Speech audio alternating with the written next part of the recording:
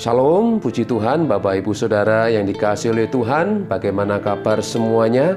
Saya percaya kita semua dalam berkat, perlindungan, pemeliharaan Tuhan kita, Yesus Kristus.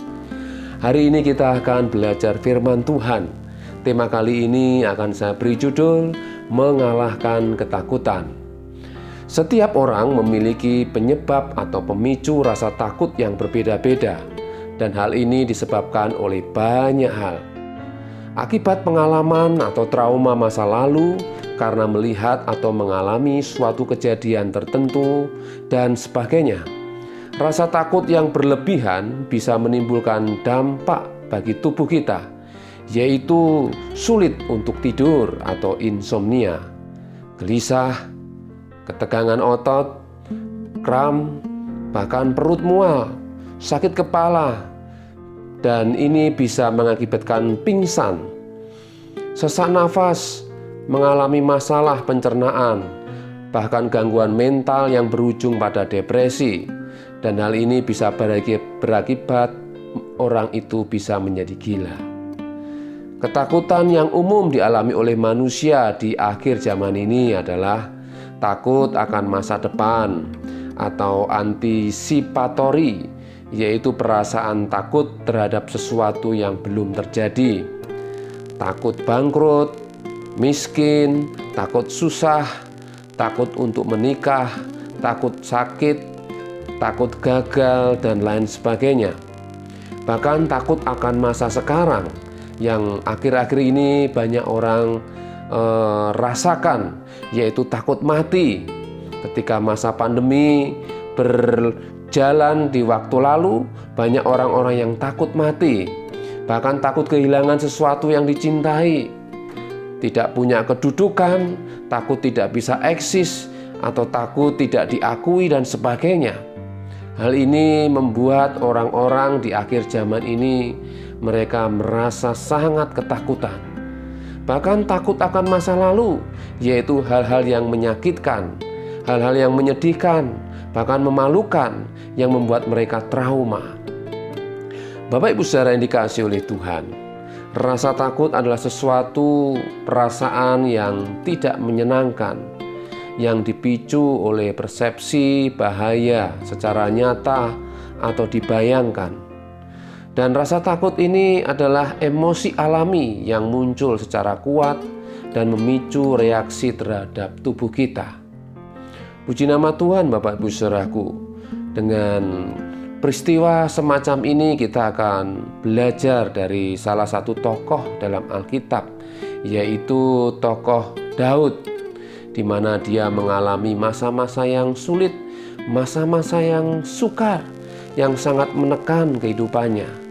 Dan bagaimana dia bisa menghadapi rasa takut. Sekali lagi, tema kali ini akan saya beri judul, Mengalahkan Ketakutan. Mari kita akan baca di dalam Mazmur pasal 56 ayat yang ketiga dan yang keempat. Waktu aku takut, aku ini percaya kepadamu. Ini diungkapkan oleh Daud. Ayat yang keempat mengatakan, kepada Allah yang firman-Nya kupuji, kepada Allah aku percaya, aku tidak takut. Apakah yang dapat dilakukan manusia terhadap aku? Mazmur ini ditulis oleh Daud, dan konteks pada perikop ini adalah ketika Daud ditangkap oleh orang Filistin di Gad. Sehingga ia berkata, kasihanilah aku ya Allah, sebab orang-orang menginjak-injak aku, sepanjang hari orang memerangi dan mengimpit aku. Seteru-teruku menginjak-injak aku sepanjang hari, bahkan banyak orang yang memerangi aku dengan sombong. Suatu keadaan yang sangat menekan Daud. Dia berkata, sepanjang hari mereka mengacaukan perkaraku. Mereka senantiasa bermaksud jahat terhadap aku. Mereka mau menyerbu, mereka mengintip, mengamat-amati langkahku, seperti orang-orang yang ingin mencabut nyawaku. Bayang-bayang maut menghantui Daud setiap hari ketika dia di masa-masa ketakutan. Dia berada di situasi yang sangat sulit. Sebagai orang yang diurapi Tuhan, dia hanya melakukan apa yang dia bisa kerjakan, yaitu yang pertama di ayat 3, dia percaya kepada Tuhan. Jelas dikatakan, aku percaya kepadamu. Poin pertama, untuk mengalahkan ketakutan, Daud melakukan hal ini, yaitu dia percaya kepada Tuhan. Bapak Ibu Saudaraku, di masa-masa yang sulit ini, mari kita semakin belajar untuk lebih percaya, sehingga iman kita ini bertumbuh di dalam kesesakan. Iman itu tumbuh dalam segala kesulitan dan tantangan zaman. Bahkan firman Tuhan mengatakan ya di dalam Roma ayat 4 pasal 4 ayat 20. Tetapi terhadap janji Allah ia tidak bimbang karena ketidakpercayaan, malah ia diperkuat dalam imannya dan ia memuliakan Allah. Siapa dia? Yaitu Abraham. Dia dengan penuh keyakinan bahwa Allah berkuasa untuk melaksanakan apa yang telah ia janjikan. Jadi kita melihat satu contoh Abraham, walaupun usianya sudah tua, tapi dia tetap memegang janji Tuhan bahwa Tuhan akan memberikan dia keturunan.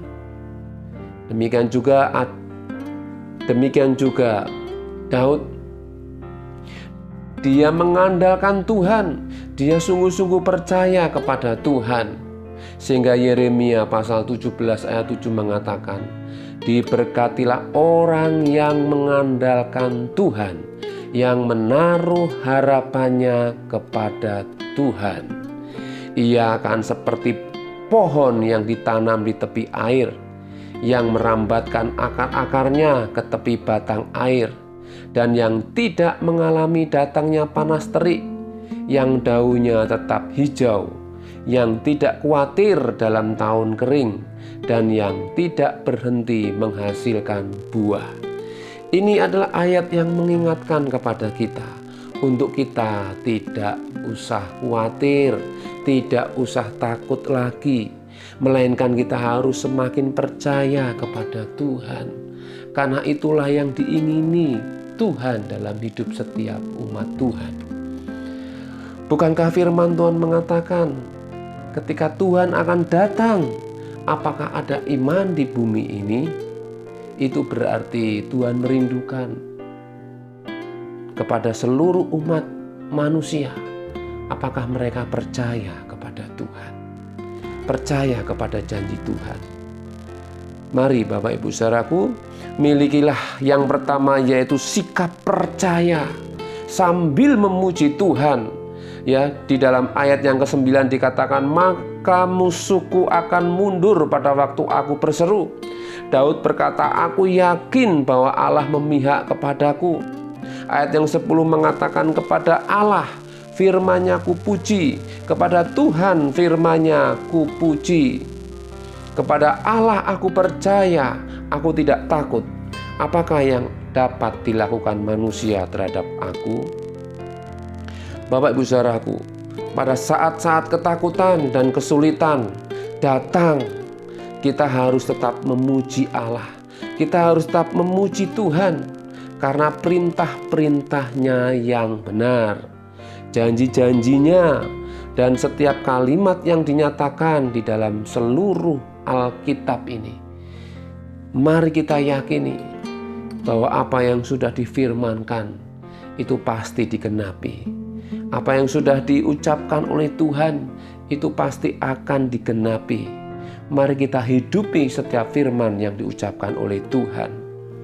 Dan sekali lagi, apabila kita mengandalkan Tuhan dan firman-Nya yang tertulis, maka ketakutan itu akan diubah menjadi kepercayaan, menjadi iman kepada Tuhan. Amin Bapak Ibu Saudaraku, luar biasa. Dan bagian yang kedua adalah kita harus melakukan bagian kita. Seperti Daud dalam ayat 12 mengatakan, nasarku Kepadamu, ya Allah, akan kulaksanakan, dan korban syukur akan kubayar kepadamu. Jadi Bapak Ibu Saudaraku, sebagai orang percaya, kita tidak hanya diminta untuk percaya saja, tetapi kita harus melakukan apa yang menjadi bagian kita. Jika kita meyakini firman Tuhan adalah perkataan yang hidup dan benar, maka bagian kita adalah melakukan apa yang difirmankan Tuhan. Amin Bapak Ibu Saudaraku. Kita tahu bahwa dari hari ke depan tantangan tidak semakin mudah, tapi justru semakin berat bagi orang-orang percaya. Kenapa? Karena dunia ini sedang larut oleh keinginannya. Dunia sedang larut oleh segala gemerlapan yang membawa manusia untuk mengasihi dunia ini. Tetapi kita harus sadar bahwa kita harus lebih mengasihi Tuhan di atas segala-galanya.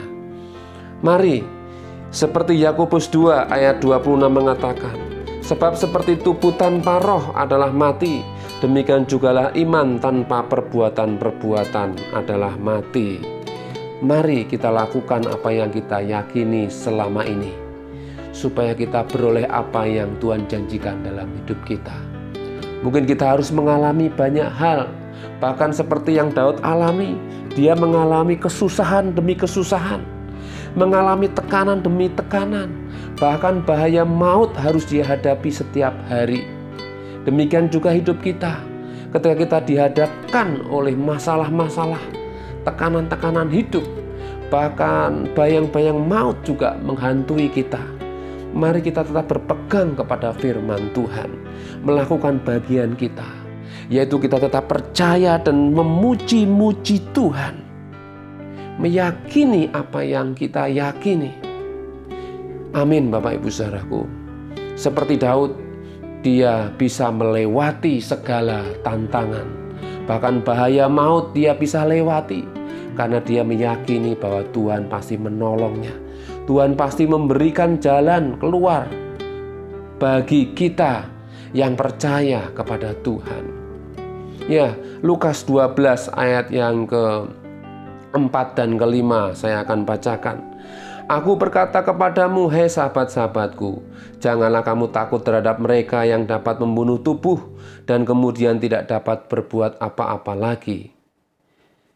Ayat yang ke-5, aku akan menunjukkan kepada kamu siapakah yang harus kamu takuti.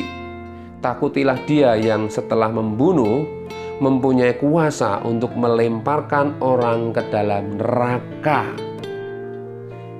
Perhatikan baik-baik, yaitu Tuhan yang tidak hanya bisa membunuh tubuh, tapi Tuhan yang memiliki kuasa untuk melemparkan orang ke dalam neraka. Kita harus lebih takut kepada Tuhan. Ya, sesungguhnya aku berkata kepadamu, takutilah dia. Luar biasa Bapak Ibu Saudaraku. Mari dalam hidup ini kita kalahkan ketakutan dengan kita percaya kepada Tuhan, dengan kita tetap memuji-muji Tuhan. Sambil memuji-muji Tuhan, kita yakini firman Tuhan, dan kita melakukan bagian kita, yaitu hidup di dalam iman. Iman percaya kepada Tuhan. Apapun yang kita hadapi sampai hari ini, yakinlah Tuhan sanggup menolong kita, dan tetap lakukan bagian kita. Tuhan Yesus memberkati kita semua. Mari kita akan berdoa. Bapa di surga, kami percaya firman yang sudah kami dengar adalah firman kehidupan, dan kami percaya apa yang kami yakini, yang kami percayai itu juga adalah firman kebenaran yang menjadikan kami hidup di dalam Tuhan. Beri kami kekuatan, berikan kami kesanggupan untuk menjadi pelaku firman, dan kami akan melihat mujizat yang Tuhan sediakan dalam hidup kami.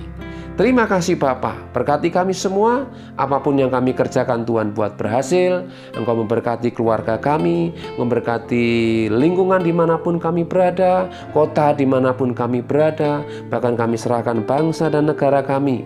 Engkau tetap pelihara kami dengan damai sejahtera dari Tuhan. Para pemimpin, pejabat orang kuat negeri ini, presiden, wakil, para menteri, seluruh aparat, kami serahkan dalam kuasa-Mu. Berikan roh takut akan Tuhan, otoritas yang dari Tuhan untuk memerintah negeri ini. Terima kasih Bapa, terima kasih. Kiranya damai sejahtera Tuhan melimpah-limpah dalam hidup kami, mulai hari ini sampai Engkau datang kedua kali. Dan kami yang percaya kepadamu, kami berdoa. Amin. Tuhan Yesus memberkati.